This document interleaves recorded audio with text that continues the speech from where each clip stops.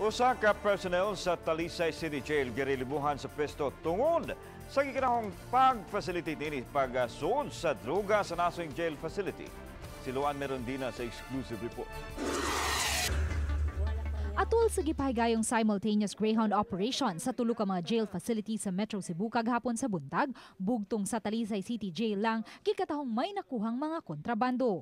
Kini naglakip sa 18 ka mga gagmay sachet ug usa ka medium size sachet sa gituoang shabu.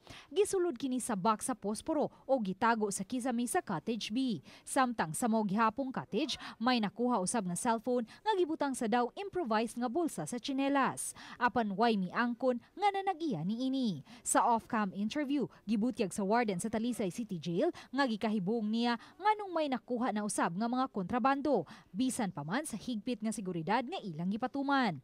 Regular usab silang naghimo og kaugalingong Greyhound operation ug kanunay mga nuisance objects lang sama sa bakos, kutsara ug uban pa ang ilang makuha.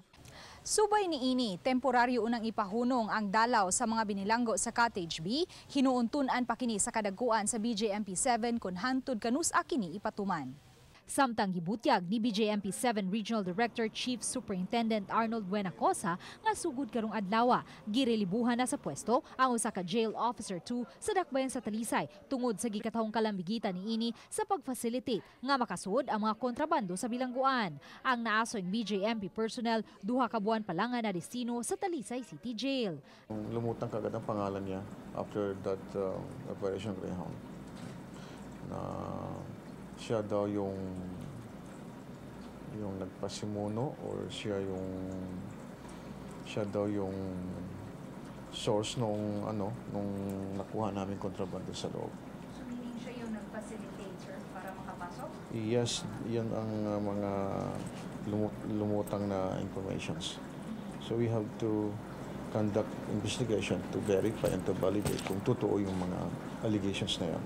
Gitataw hinuon sa BJMP-7 Director nga gawa sa investigasyon nga ilang gihimo batok sa naasoing BJMP personnel, gisusi usab nila kung may uban pang mga personnel sa Talisay City Jail ang nalambigit usab sa illegal nga kalihukan.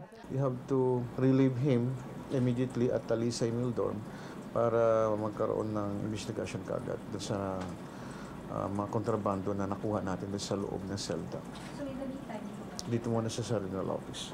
Hayan sugod Setyembre 1, idestino na sa Mindanao ang naasoing BJMP personnel samtang magpadayon ang investigasyon bato kaniya. Ang naasoing simultaneous Greyhound operation gipasiugdahan sa kadagkuan sa regional nga buhatan sa BJMP. Luan Marondina, Balitang Bisdak.